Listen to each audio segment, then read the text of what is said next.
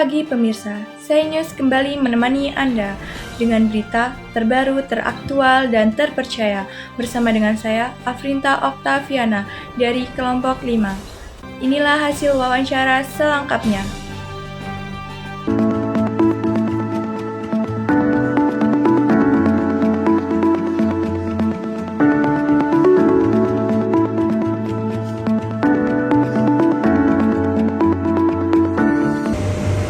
Assalamualaikum warahmatullahi wabarakatuh. Waalaikumsalam warahmatullahi wabarakatuh.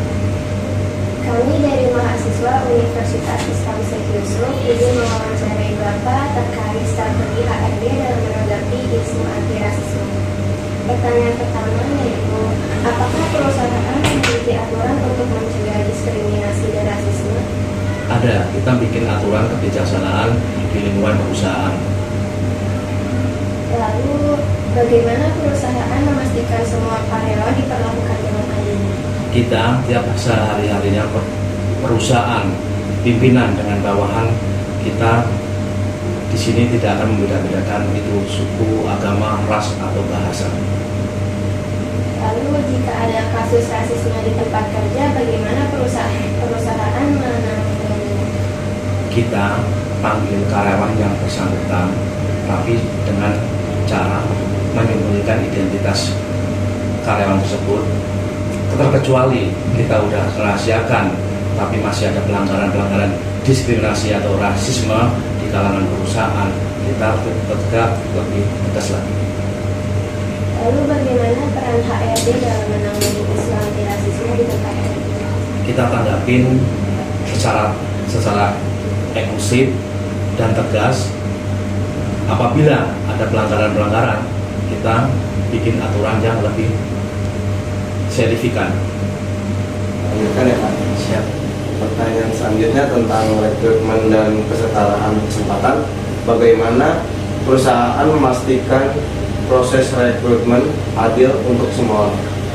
Kita di sini bukan karyawan dari awal masuk dari perusahaan, dari dia melamar pekerjaan, kita nggak beda-bedakan itu dari suku, dari agama, dari bahasa. Kita tetap samain sama rata kerakyatan Republik Indonesia. Oke. Nah, pertanyaan selanjutnya, apakah perusahaan menerima karyawan dari berbagai latar belakang?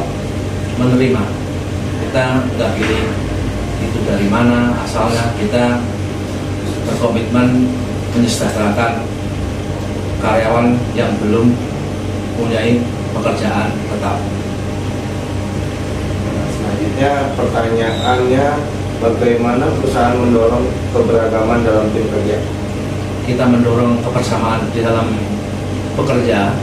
Kita saling menghormati, jadi atasan dan bawahan kita pukul rata, kita saling menghargai, sopan santun di lingkungan perusahaan. Nah, itu selanjutnya pertanyaannya, apakah ada pelatihan tentang keberagaman dan anti rasisme untuk karyawan?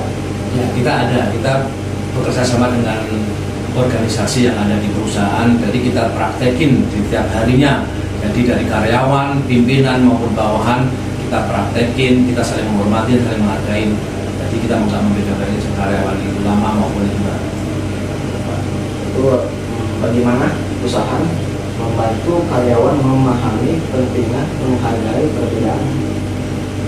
Kita selalu briefingin tiap hari, kita bikin aturan yang tegas. Jadi setiap harinya karyawan itu udah berjalan dengan sendirinya masalah menanggulangi diskriminasi atau rasisme. Oke. Itu selanjutnya, apakah perusahaan pernah mengadakan program khusus untuk mendukung keberagaman? Iya, kita selalu mendukung dengan adanya program mengatasi perbedaan-perbedaan yang ada di lingkungan perusahaan, apalagi diskriminasi atau rasisme. Oke, itu yaitu pertanyaan selanjutnya atau terakhir ini, apa sih tantangan terbesar dalam menerapkan kebijakan anti rasisme di perusahaan? Kita tantangan terbesar ini karena apa? Kadang-kadang kita kebawa sama media, jadi rasisme itu bisa dituangkan dengan di media. Jadi anak-anak itu saling bikin rasisme lewat media Ya, hubungan gitu ya. publik ya. Tentang budaya dan lingkungan kerja. Yang pertama, bagaimana perusahaan menciptakan lingkungan kerja yang nyaman untuk semua orang? Kita sehari-hari kita galakkan karyawan, pimpinan maupun bawahan, kita saling menghormati, kita saling sapa, selamat pagi, selamat siang, selamat sore dari atasan dan bawahan.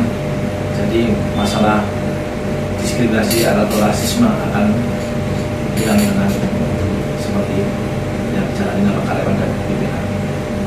Baik, yang selanjutnya, strategi apa yang efektif untuk menciptakan lingkungan kerja yang inklusif? Kita nggak membeda-bedakan itu karyawan dari mana asalnya, dari agama, dari bahasa. Kita di sini satu lingkupan kekeluargaan. Apa yang dilakukan perusahaan untuk mencegah perilaku diskriminatif? Kita buat mencegah, kita bikin organisasi yang berkecimpung fokus penanggulangan rasisme dan diskriminasi. Baik, saya lanjutkan untuk pertanyaan terakhir, yaitu jika seorang karyawan mengalami diskriminasi atau rasisme, kepada siapa mereka bisa melapor? Kalau ada terjadinya karyawan yang dapat diskriminasi atau rasisme, bisa pengaduan ke organisasi yang sudah dibangun di perusahaan, bisa dia langsung ke pimpinan tersendiri. Kita proses seberapa besarnya rasisme dan diskriminasi terhadap karyawan saya. Lalu bagaimana perusahaan melindungi karyawan yang melaporkan kasus diskriminasi? Kita selalu proses secara intern, tapi dengan tidak akan menyebutkan identitas karyawan yang bersangkutan. Jadi kalau kita panggil satu persatu, jadi kita apa permasalahan kita selesaikan dengan secara keluarga. Lalu yang terakhir, apa langkah yang diambil perusahaan untuk mencegah hal ini jika terjadi lagi? Kalau kita ada kejadian serupa, ada kejadian diskriminasi lagi atau rasisme lagi di kalangan karyawan saya, kita tindak lanjut lebih ke fokusnya penegasan. Kalau emang kita udah seperti ini, kita ada khusus penanggulangan karyawan, jadi kita tetap penanggulangannya secara kolektif.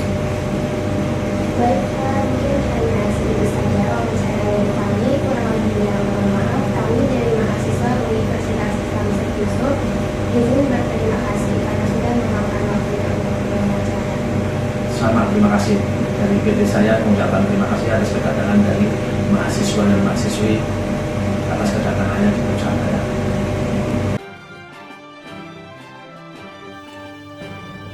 Wawancara tadi menutup jumpa kita di acara Say News hari ini. Kurang lebihnya saya mohon maaf. Saya Afrinta Oktaviana dari kelompok 5 pamit undur diri. Terima kasih dan sampai jumpa.